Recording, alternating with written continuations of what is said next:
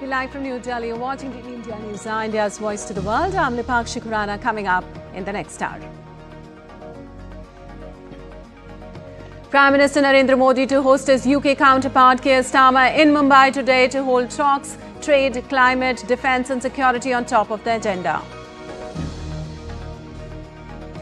Prime Minister Narendra Modi to attend the 6th edition of the Global Fintech Fest along with UK Prime Minister Starmer in Mumbai, a global forum for financial policy dialogue and cooperation.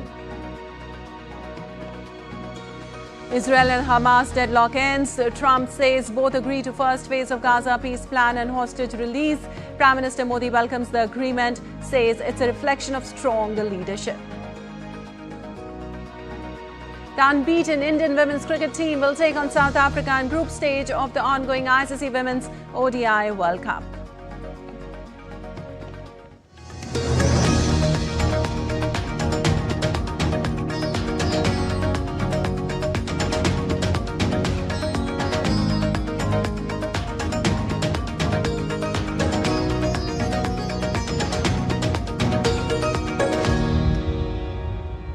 And on to the details now. British Prime Minister Keir Starmer is in Mumbai for a landmark two-day visit to India, leading a big 125-member trade delegation.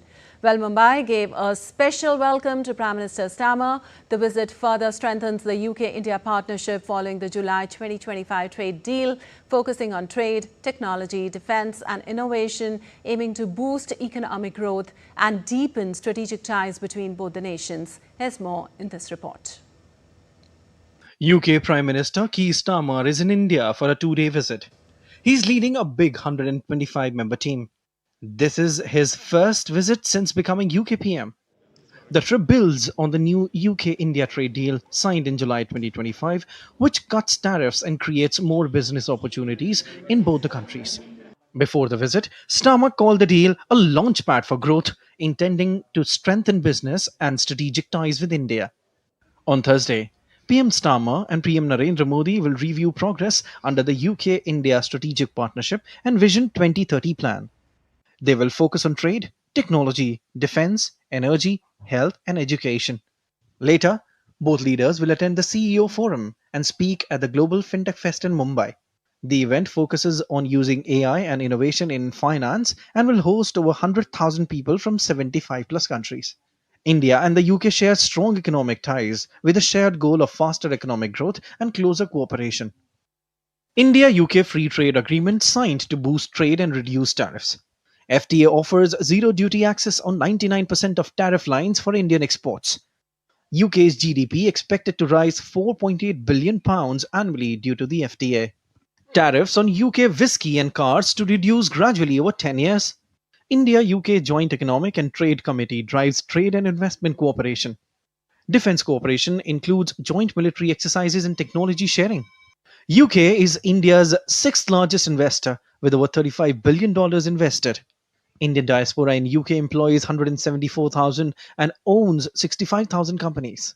Education ties include 170,000 Indian students in UK and new university campuses planned. Migration partnership enables easier professional movement between India and UK. The UK-India partnership is entering a new era of growth and collaboration. With strong trade ties, defence cooperation and people-to-people connections, both nations are set to deepen economic, strategic and cultural bonds, building a prosperous future together for decades to come. Mohammad Absarul Hassan for DD India. And India's Commerce and Industry Minister Piyush Goyal and Peter Kyle, the UK Secretary of State for Business and Trade, held a meeting in Mumbai to chart a renewed course for the India-UK trade and investment partnership. Well, the meeting marked a significant step towards operationalizing the India-UK Comprehensive Economic and Trade Agreement, with both ministers agreeing to reposition the Joint Economic and Trade Committee to oversee its implementation and delivery. Both sides underlined their commitment to ensuring swift, coordinated and results-oriented implementation of the agreement. Well, the ministers reaffirmed their shared ambition to double bilateral trade by the year 2030. Also ahead of the meeting, a series of sectoral roundtables were held across priority sectors, including advanced manufacturing, consumer goods, food and drinks, science, technology and innovation, construction, infrastructure and clean energy, and financial, professional and business services. But also the India-UK CEO Forum was also held, bringing together business leaders from both countries to discuss new opportunities for trade, investment and innovation. And Yash Raj Film, India's leading film production and distribution company, have confirmed plans to bring their major productions to locations across the United Kingdom from early 2026. Now, to mark the announcement, British Prime Minister Keir Starmer visited Yash Raj Studios in Mumbai on Wednesday, alongside a delegation of some of the Britain's biggest names in the film. All right, and now we take you to Raj Bhavan, where the two leaders, Prime Minister of India Narendra Modi and UK Prime Minister Keir Starmer, are meeting.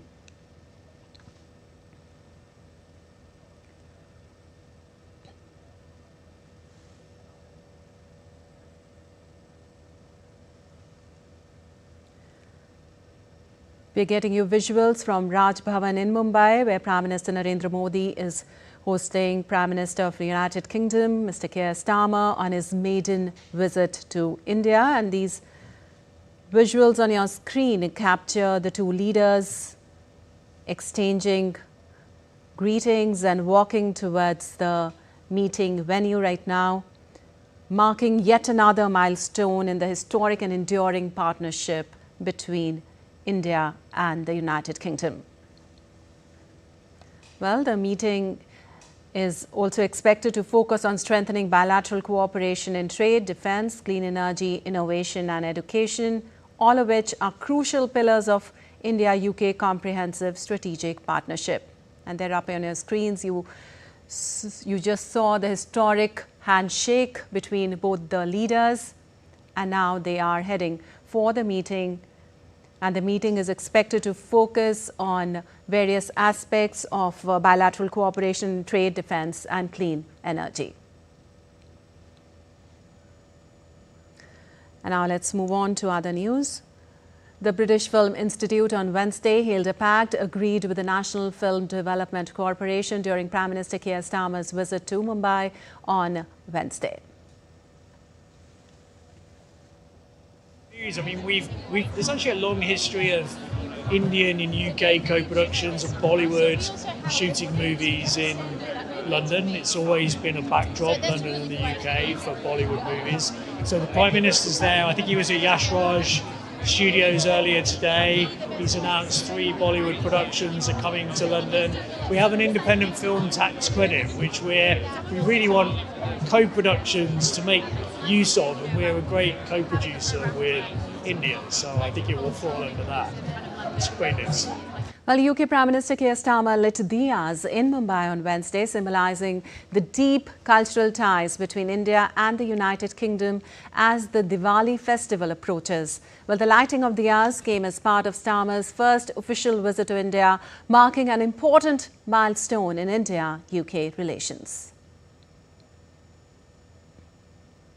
The UK Prime Minister and legendary footballer Michael Owen visited Mumbai's Cooperage football ground on Wednesday and interacted with young Indian footballers and a few coaches during a Premier League Community Showcase event focusing on the Community Coach Development Programme, a collaboration between the English Premier League and the British Council that aims to expand access to the sport for social groups across India.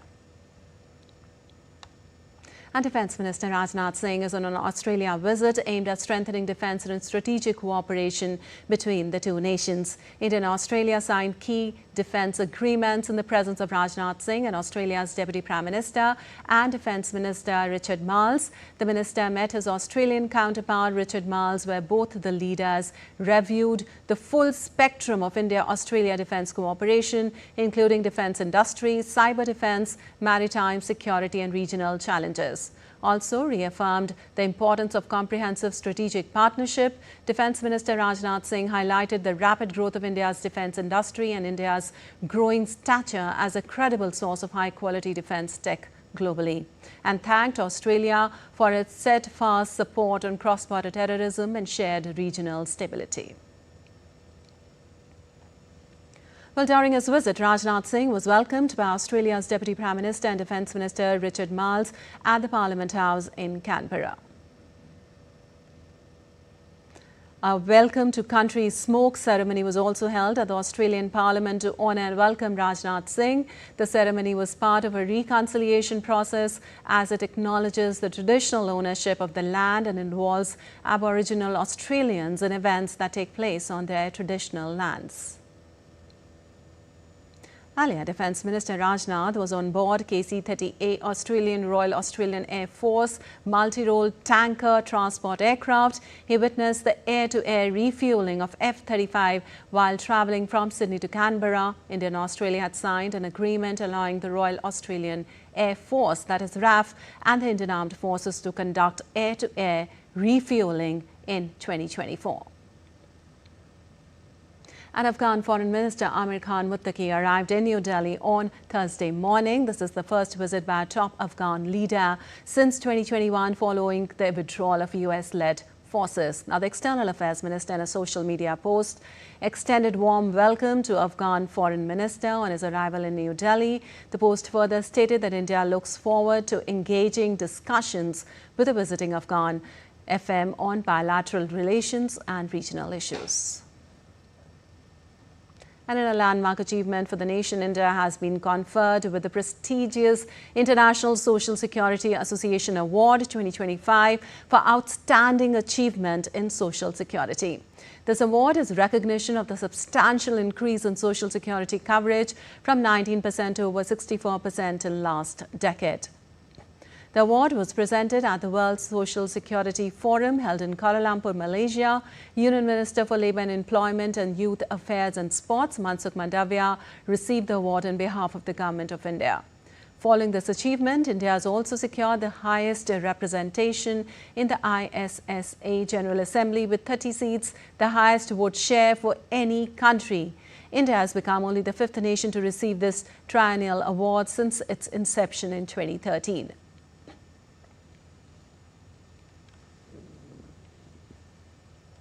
And the 76th Raising Day of the Territorial Army of India is being celebrated today. It was on October 9th in 1949 that its formal inauguration was done by the first Governor-General C. Rajagopalachari. But did you know the significance of this day? What is the Territorial Army and the role it plays? We'll tell you more about that in this package.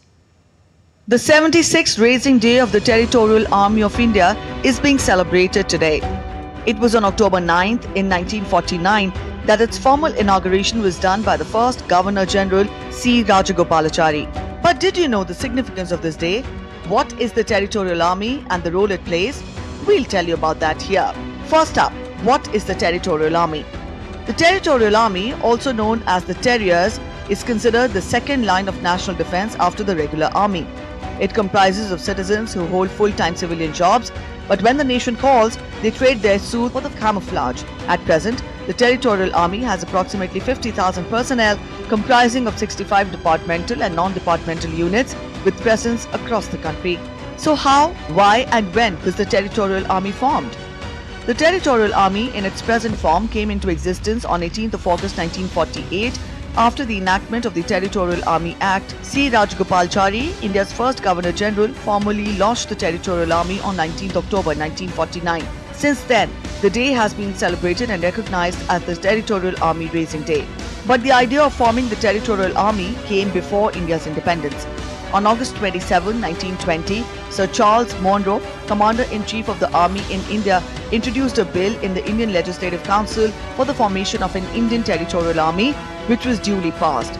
In his Statement of Objects and Reasons, he stated that the Indian Defence Force 1917 was merely an experimental measure due to the shortage of the trained personnel and the heavy demands on the regular army. The Indian Territorial Army was intended to form a second line of defence to the regular army. Moving on to the role played by the Territorial Army. The Territorial Army plays a crucial role in relieving the regular army from static duties, assisting civil administration during natural calamities, and providing units for the regular army when needed. Territorial Army units have provided active service in the northeast, Jammu and Kashmir, and on India's western and northern borders. The force was also part of the Indian peacekeeping force in Sri Lanka from 29th of July 1987 to 24th of March 1990. Full of valor, sacrifice and commitment, this is a force to reckon with. This is the Indian Territorial Army. Well, New Delhi will host the 8th International Solar Alliance's Assembly from 27th to the 30th of October. DD India's Akhilesh Suman spoke to the Director General of the International Solar Alliance on activities and agenda for the future. Director General of International Solar Alliance, Mr. Ashish Khanna is with me. Mr. Khanna, how do you see India's contribution in International Solar Alliance? Because India has been one of the founders and headquarters is based in Delhi. First of all, thank you for having me, Akhilesh. You know, success breeds success. So India is now world's third largest solar power, and it has achieved its 2030 target 5 years in advance. So when an organization like ISA, stationed in India, born out of Indian initiative, takes this message, then it is much more credible. So we are trying to take the policies, regulations, both for solar rooftop, for solar pumps and agriculture, to the rest of the world, in addition to a lot of human capability of how India's manpower has managed to make this transition. All of that is being taken to 124 countries. COP is going to be, organized in Brazil. So what is the agenda that International Solar Alliance is going to put forward in the COP? You know, the main agenda for COP now is people want to move out of workshops and conferences to real projects. And ISA's own strategy of moving from ambition to action goes exactly on that line. So 2 programs of ISA, one is on small island developing states, where 16 island states are come together to do a joint e-procurement of solar and batteries, will be showcased in Belem.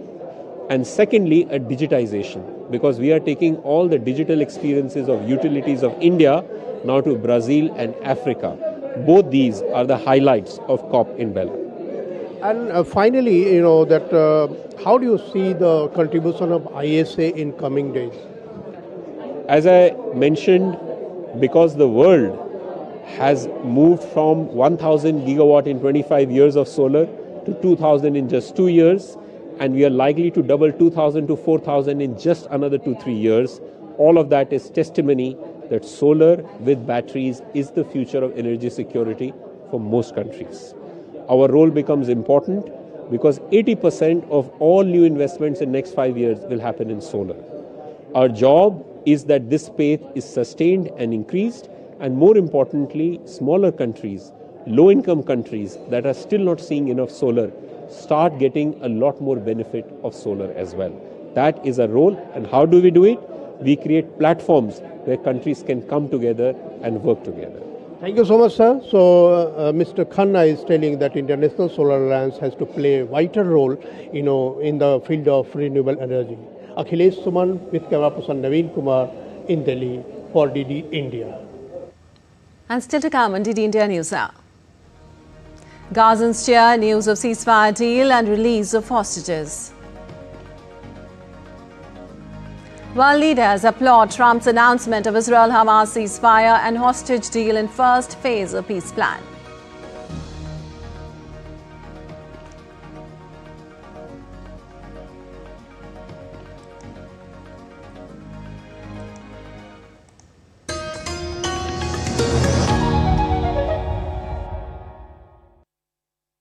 Jharkhand will mesmerize you with majestic nature, rich heritage and colorful culture. Hello. Johar. It fits perfectly. Thank you. Full workout हो गया. Ready?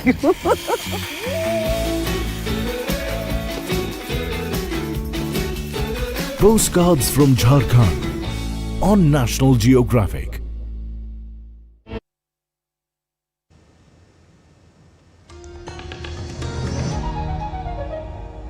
Welcome back. You're watching DD India News Now. Lipakshi Quran and moving on. Israel and Hamas agreed on Thursday to the first phase of a Gaza ceasefire aimed at ending the Gaza conflict. Now, the deal to be signed on Thursday includes the release of hostages and prisoners, as well as a surge of aid into Gaza after more than 2 years of conflict started by Hamas's unprecedented October 2023 attack on Israel.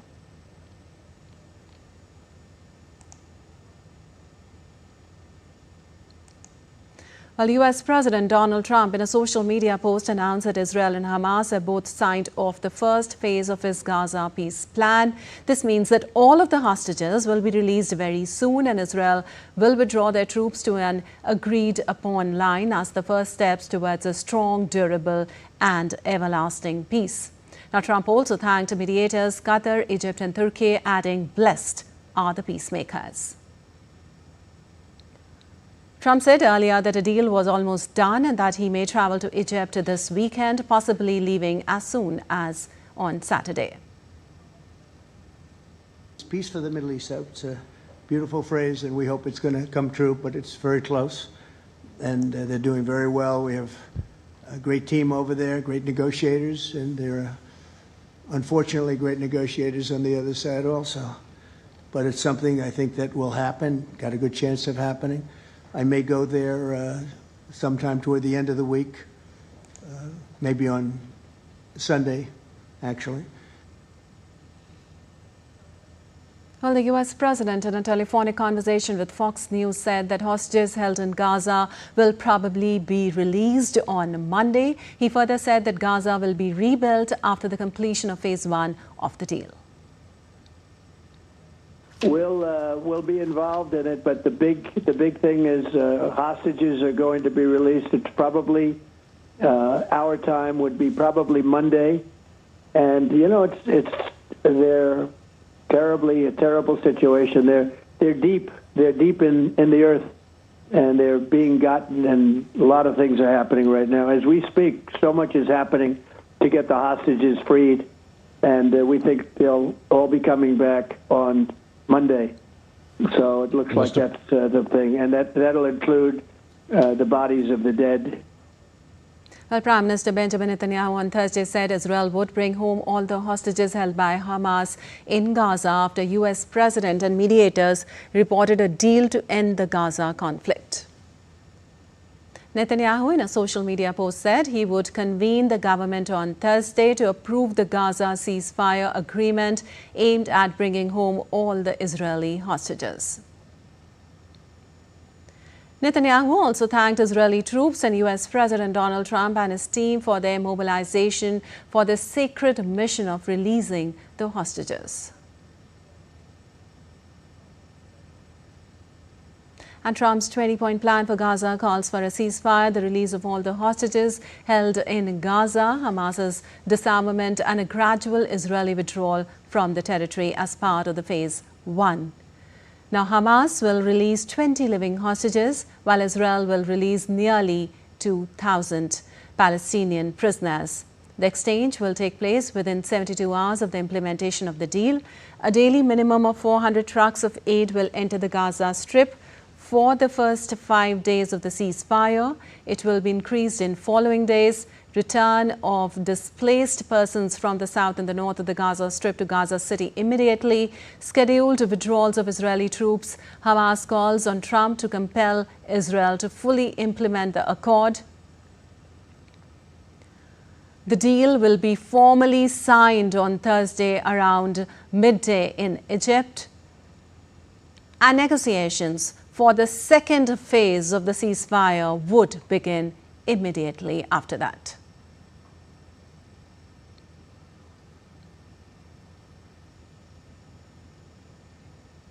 And United Nations Secretary General Antonio Guterres welcomed the Israel-Hamas agreement on the first phase of Trump's Gaza peace plan. The UN chief in a statement said the United Nations will support the full implementation of the deal as well as increase its delivery of humanitarian aid and advance its reconstruction efforts in Gaza.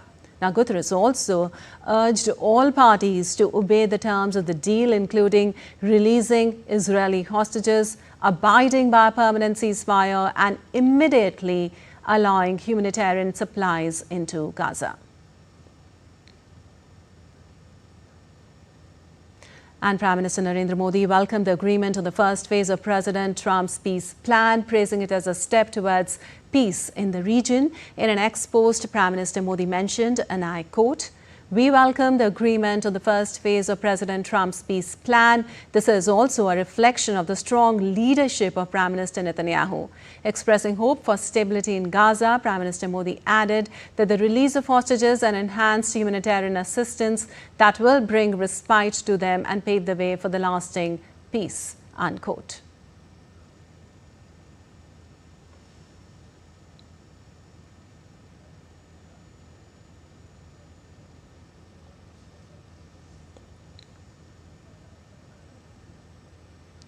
Well, India has maintained that it supports all diplomatic efforts aimed at restoring calm and addressing the humanitarian crisis in Gaza. Meanwhile, Israelis and some other world leaders have hailed US President Donald Trump's announcement of an agreement of a first phase of a peace plan between Israel and Hamas, a ceasefire and a hostage deal. In a social media post on X, Israeli President Isaac Herzog thanked Trump for his incredible leadership towards securing the release of the hostages, bringing an end to the war and creating hope for a new reality in the Middle East. Argentine President Javier Milei also welcomed the deal in his own social media post in response to the agreement.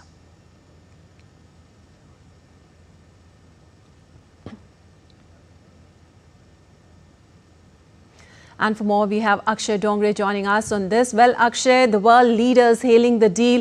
How realistic is the implementation of the first phase of Trump's Gaza peace plan, particularly the large-scale hostage prisoner exchange and Israeli troop withdrawal, given the deep mistrust in the history of failed ceasefires between the two?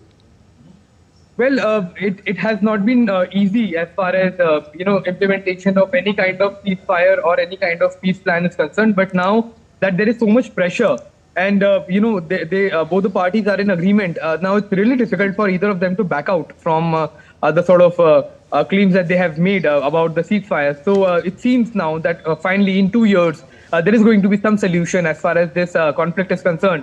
Also, the return of the hostages will take place from both the sides. Hamas is going to return 20 alive prisoners, hostages rather, back to Israel, and Israel is going to release about 2,000 prisoners, and about 250 of them are serving life sentence in the jails of Israel. 1,700 about people were picked up, or rather, put in jail after the 7th October attack on several charges. So it seems that this is going to be a sort of exchange of a prisoner for hostages, and while the Israeli government has been calling it unfair, stating that a prisoner should not be exchanged for hostages. But now it seems that the world is running out of options. Both the parties are running out of options. So it seems that this is finally going to happen. All right. President Trump has actually hailed the mediators also. He's thanked the peacemakers. So what role external mediators like Qatar, Egypt and Turkey play, and how might Trump's personal involvement in political timing influence both the regional diplomacy and US politics as well? Well, knowing Trump, this is merely a lip service that he has done for thanking the mediators, from quite the tone of it, it has been quite evident that Trump, President Trump wanted to bring a ceasefire, and I will be expecting to take credit for it most of the time. But he also needs the support of the countries that have been in this process even before he came to power for the second term.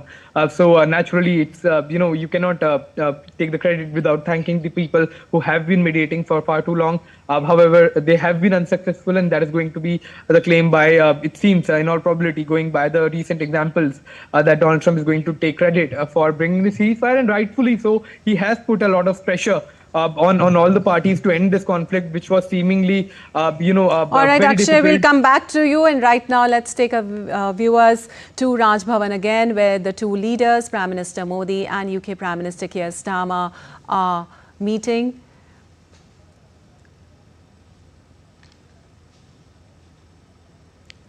This is UK Prime Minister Keir Starmer's maiden visit to India.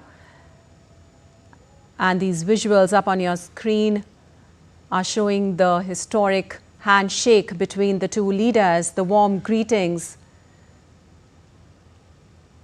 And the visuals showing the two leaders sharing a light moment before the meeting, which is expected to focus on various issues, especially on strengthening the bilateral cooperation in trade, defense, clean energy, innovation and education. All of these are crucial pillars of the India-UK Comprehensive Strategic Partnership.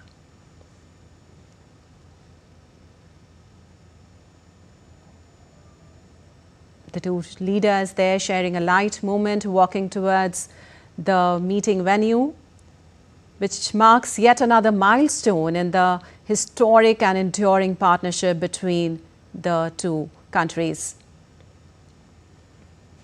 In fact, India and UK share a relationship rooted in people-to-people ties, democratic values and mutual respect above all. And today's engagement will further add momentum to this dynamic bond as both nations look ahead to the future with renewed vision and collaboration.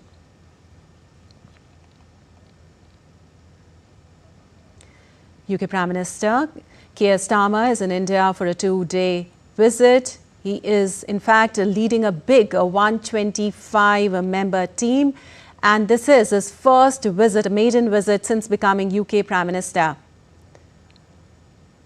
Also, we may tell you that the trip builds up on the new UK-India trade deal, which was signed in July 2025, which cuts tariffs and created more business opportunities in both the countries, that is India and UK.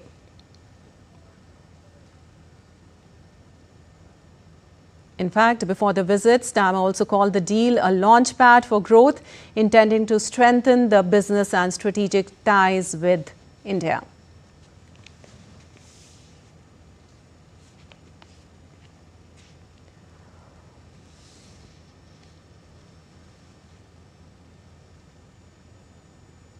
In fact, the two prime ministers will take stock of progress in diverse aspects of the India-UK Comprehensive Strategic Partnership as well, in line with the Vision 2035, a focused and time-bound 10-year roadmap of programs and initiatives in key pillars of trade and investment, technology and innovation, defense and security, climate and energy, health, education, and people-to-people relations. Also, both leaders will engage with businesses and industry leaders on opportunities presented by the India-UK Comprehensive Economic and Trade Agreement as a central pillar of the future India-UK economic partnership. They will also exchange views on issues of regional and global importance. In fact, today after the meeting, Prime Minister Modi and Starmer will also attend the 6th edition of the Global Fintech Fest in Mumbai and deliver keynote addresses there. The leaders will engage with industry experts, policymakers and innovators at the sidelines of the event.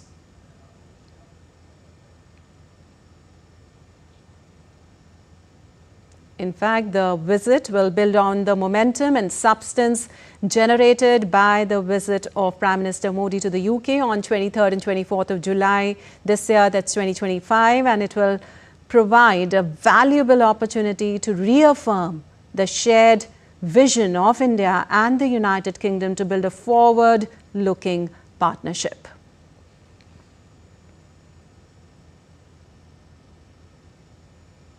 In fact, to tell our viewers that India-UK signed the Comprehensive Economic and Trade Agreement this year, which raised the comprehensive strategic partnership to a new level.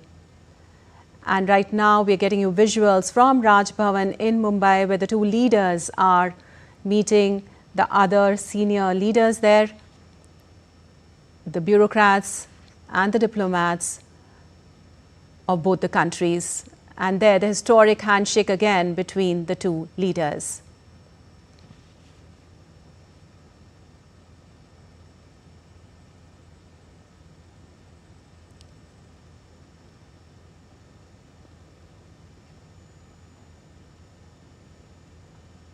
India and UK signed the Comprehensive Economic Trade Agreement this year, which raised the comprehensive strategic partnership to the new level for both the countries, which significantly enhances bilateral trade, investment, economic collaborations and job creations in both the economies.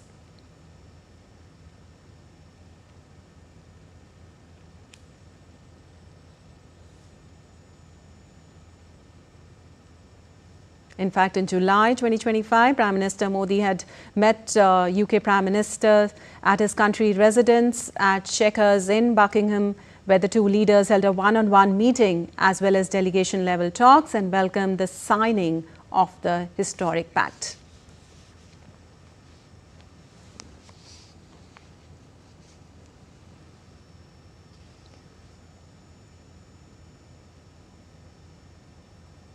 Today, Prime Minister Starmer and Prime Minister Narendra Modi will review progress under the UK-India Strategic Partnership and Vision 2030 plan, and they will focus on trade, technology, defence, energy, health and education.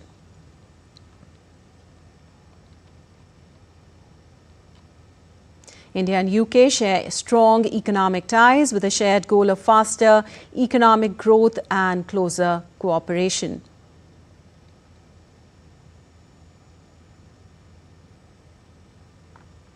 In fact, if we tell you about the free trade agreement, India and UK free trade agreements are signed to boost trade and reduce the tariffs, and the FTA offers zero duty access on 99% of tariff lines for Indian exports. In fact, UK's GDP is expected to rise £4.8 billion annually due to the FTA and tariffs on UK whisky and cars to reduce gradually over 10 years. Also, India-UK Joint Economic and Trade Committee drives trade and investment cooperation, and defence cooperation, which includes the joint military exercises and technology sharing, also gets a boost. And to tell you, UK is India's sixth largest investor with over $35 billion invested already. And Indian diaspora in UK employs 174,000 and owns about 65,000 companies. If you talk about education, the educational ties are also very strong, which includes 170,000 Indian students studying in UK right now, and new university campuses also planned in both the countries. In fact, the UK-India partnership is entering a new era of growth and collaboration with strong trade ties, defence cooperation, people-to-people connections. Both nations are set to deepen economic, strategic and cultural bonds.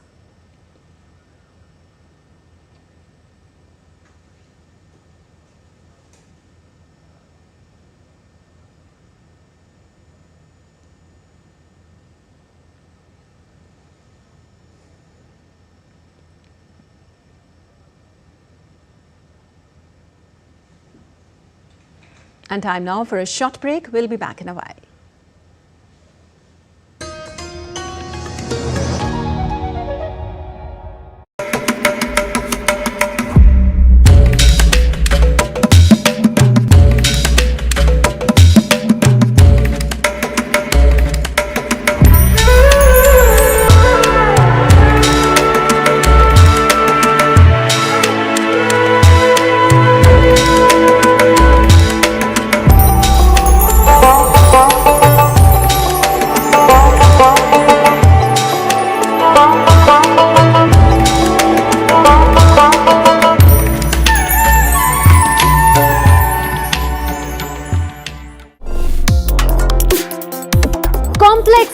issues, hidden agendas, twists and turns, strategic games. We think all dots are linked. We just need to connect them. Join me every week as I connect the dots to unravel hidden designs in statecraft, mysteries, and decode issues that matter to you. Watch Connecting the Dots with me at these times on DD India.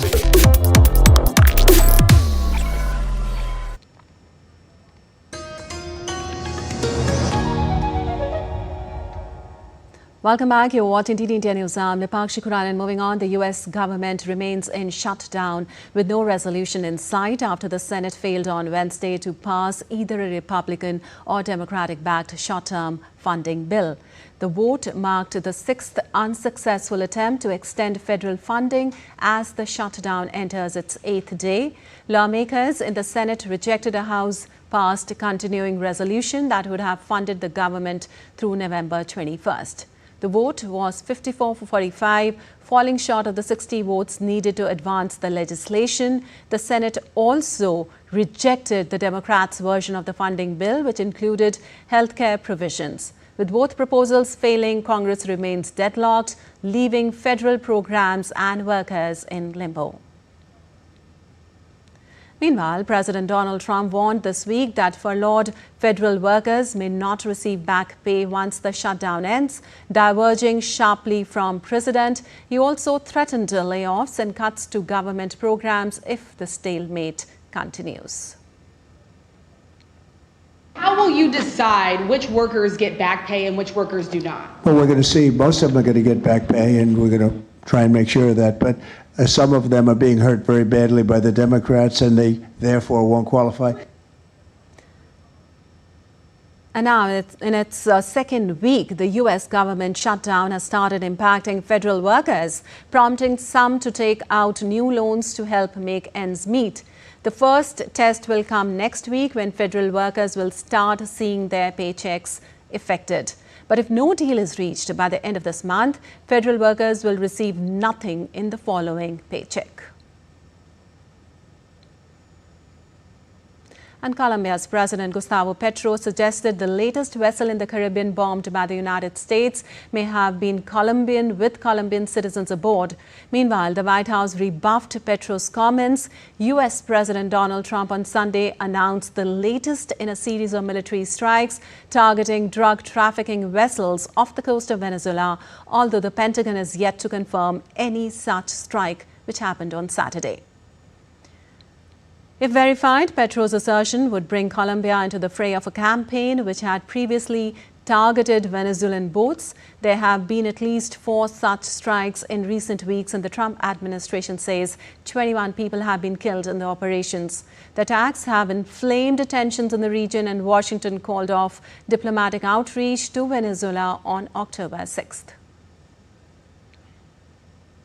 And Chilean President Gabriel Boric traveled to the town of Colchane near the border with Bolivia on Wednesday to launch a new phase of Chile's plan aiming to strengthen Chile's border security through advanced surveillance technology. Now, Boric toured the desert region alongside military officials, inspecting equipment and observing operations.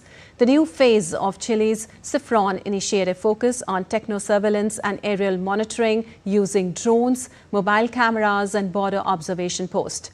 Launched in 2023, the 5-phase programs span the northern region of Africa via Parinacota, Tarapacá and Antofagasta with over $13 million investment. Argentina's lower house approved a bill to curb the use of presidential emergency decrees. The development is a direct challenge to President Javier Milei's executive prowess, whose party holds a minority in both legislative chambers. Now, Milei retains the power to veto the legislation. Lawmakers passed the measure by 140 votes in favor and 80 against, with 17 abstentions. The bill was already cleared by the Senate, but newly voted on modifications to the articles mean it will now return to the upper house. The change would allow the opposition to block decrees with a simple majority in either chamber, forcing the administration to seek broader consensus for its agenda. Now, meanwhile, Argentina is set to hold midterm elections on 26th of October. This will be a key test for Milei, seen as a crucial test for Milei as he enters the second half of his presidency with limited legislative support. And an Argentine court sentenced 2 people to prison for attempting to assassinate Cristina Fernández de Kirchner in 2022 when she was serving as vice president. Fernando Sabag was sentenced to 10 years and Brenda Uliarte to 8 years. The attack on Cristina shocked the nation and drew widespread international condemnation. Cristina is one of Argentina's most prominent political figures of the past 2 decades. She is currently under house arrest in a separate corruption case. And Bolivian President Luis Arce has accused members of the country's legislature of attempting a coup against democracy through attempts to suspend the October 19th presidential runoff election, escalating political tensions ahead of the country's first ever second-round vote. Now, the president accused lawmakers of seeking to pass legislation that would extend his term and that of other officials elected for the 2020 to 25 period, while also suspending current electoral authorities. Arce also criticized moves to establish a legislative commission to investigate alleged fraud in the first round of voting held on 17th of August, calling it part of the broader efforts to undermine the democratic process. Now, 19th of October, Bolivians will make history by participating in their first presidential runoff election, choosing between opposition candidate centrist Senator Rodrigo Paz and former President Jorge Tuto Quiroga. And Ecuadorian President Daniel Noboa called for resilience against threats on Thursday, a day after attack on his convoy. Noboa stated that he and his team were attacked by vandals while delivering a water treatment plant to help rural communities. He expressed a determination to continue risking his life for the people's betterment and emphasized the resilient spirit of Guayaquil, vowing to never be intimidated or controlled by threats or mafia influences. Now, Noboa's motorcade was attacked with rocks in a rural town on Tuesday. 5 people were detained and Noboa was unharmed in the incident. The government pledged to investigate and prosecute those responsible amid a nationwide protest over fuel subsidy cuts. And Costa Rica will nominate former Vice President Rebecca Greenspan for United Nations Secretary General. Greenspan currently serves as Secretary General of the UN Conference on Trade and Development. Her previous roles include leading the Ibero-American General Secretariat and serving as a UN Under-Secretary General and as Associate Administrator of the United Nations Development Programme.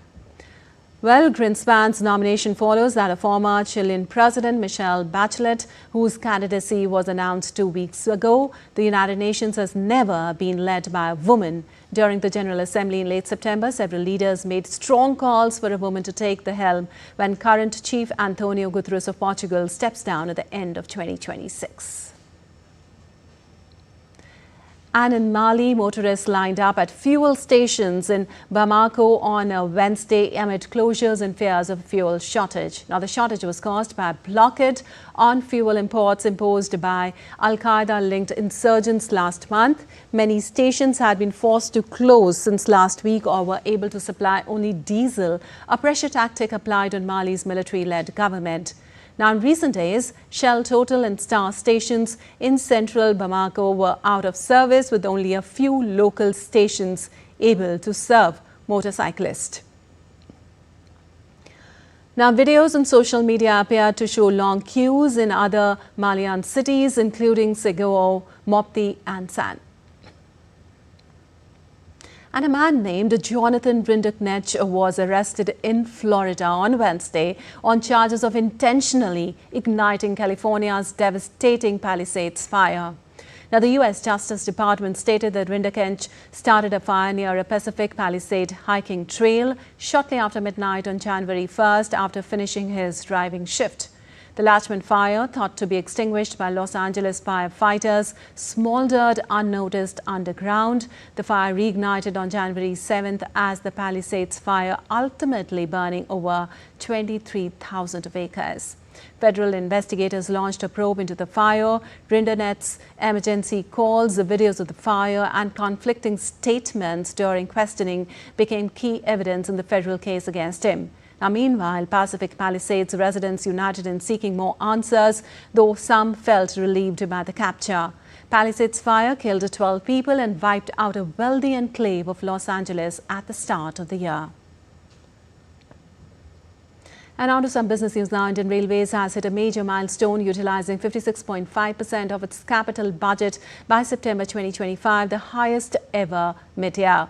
That's 1.42 lakh crore rupees already spent out of 2.52 lakh crore rupees. Now, big push on safety, new tracks, better stations and modern trains. From expanding coverage to upgrading passenger amenities, the Railways is clearly on the fast track to transformation under the Prime Minister Gati Shakti plan. And Asian stock markets resumed their ascent on Thursday as investors doubled down on all things AI related, while gold held atop $4,000 and the dollar retained its recent hefty gains. Oil prices dipped as geopolitical tensions eased a little on news that Israel and Hamas had agreed to the first phase of a ceasefire plan to end the two-year conflict. In equity markets, a resumption of the bull run in AI-related tech saw the S&P 500 and Nasdaq reach record highs as funds were again rewarded for buying the dips. Earnings overall are expected to grow 8% for the third quarter, with revenue up by 6.3%. Stocks in Taiwan climbed 1.2% to a fresh record, while MSCI's broadest index of Asia-Pacific shares outside Japan firmed 0.3%. Well, you're watching TD India News. Our time now for some sports news. The unbeaten Indian women's cricket team will take on South Africa in group stage of the ongoing ICC Women's ODI World Cup on Thursday. In the last match, Harleen Deol and Richa Ghosh's batting blitz along with Kriti Gord's 3-wicket haul proved how balanced the Indian team is. Now, after crushing New Zealand in their recent encounter, thanks to Tasmin Britt's ton, South Africa have also found their rhythm. India sits comfortably at the second spot in the points table with 2 consecutive victories. Meanwhile, the Proteas are placed at 5th position with 1 win and 1 loss. The top 4 teams at the end of the group stage will qualify for the semi-finals. And the 2025 winner of the Nobel Prize in Literature will be announced on Thursday. The Nobel Prize in Literature is a literary award for authors whose work demonstrates excellence and whose career represents a significant journey in literature, with past laureates like Rabindranath Tagore and Han Kang showcasing diverse literary paths. Here's more about the journey of this prestigious prize. Words have the power to outlive time. They can inspire revolutions, heal wounds, and open doors to worlds unseen. It is the extraordinary power of words that the Nobel Prize in Literature celebrates. A recognition given not just to writers, but to storytellers who shape the way humanity understands itself. The Nobel Prize in Literature, first awarded in 1901, has since become one of the most prestigious honors in the literary world. From poets to novelists, playwrights to essayists, the prize recognizes those who transform language into an art that resonates across generations and cultures. The Nobel Prize in Literature has been presented 117 times, honoring a total of 121 laureates from 1901 to 2024. The journey started in 1901 with Sully Prudhomme, the French poet and essayist who became the very first laureate. Since then, the Nobel Prize in Literature has honored some of the greatest literary figures in history. In 1913, Rabindranath Tagore placed India on the global literary map with his profoundly spiritual poetry. A decade later, in 1923, William Butler Yeats gave voice to the spirit of Ireland, and in 1948, T.S. Eliot was recognized for works that transformed the landscape of modern poetry. Over the years, the Nobel Prize in Literature has honored not just artistic brilliance, but also voices that sparked change. Gabriel Garcia Marquez, through the magic of 100 Years of Solitude, gave life to the struggles and aspirations of Latin America. Nadine Gordimer and Toni Morrison illuminated the harsh realities of racism, injustice, and resilience, using their words as powerful reflections of society itself. In recent years, the tradition continues with remarkable voices. In 2022, Annie Ernaux of France was honored with the Nobel Prize for her fearless writing on memory and identity, especially from women's perspective. The story of the Nobel Prize begins with Alfred Nobel, a Swedish chemist, engineer, and inventor best known for inventing dynamite. On 27 November 1895, just a year before his death, he signed his final will in Paris, dedicating most of his fortune to creating prizes that would recognize those whose work brought the greatest benefit to humanity. Alfred Nobel established 5 original categories: physics, chemistry, medicine, literature, and peace. The inaugural Nobel Prizes were awarded on 10th December 1901, commemorating the anniversary of his death. While most ceremonies were held in Stockholm, Sweden, the Peace Prize has always been presented in Oslo, Norway, a tradition that continues to this day. On October 9, 2025, the world will once again witness history as the Nobel Prize in Literature is announced. A new voice will be added to the chorus of great writers who have shaped our understanding of humanity through words.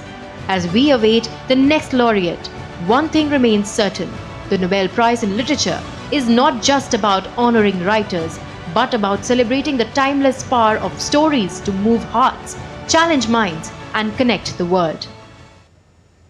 All right, that's all for this edition of DD India News Hour, but let us know your thoughts on the news of the day. For those on the go, you can get all the latest news and updates from India and across the world on the DD India mobile app. The app is available on both Android and iOS platforms. Scan the QR code on the screen to download now. We'll be back with more news as it breaks here on DD India. I'm Lipakshi Khurana from all of us here in Delhi. Thanks for watching DD India News Hour.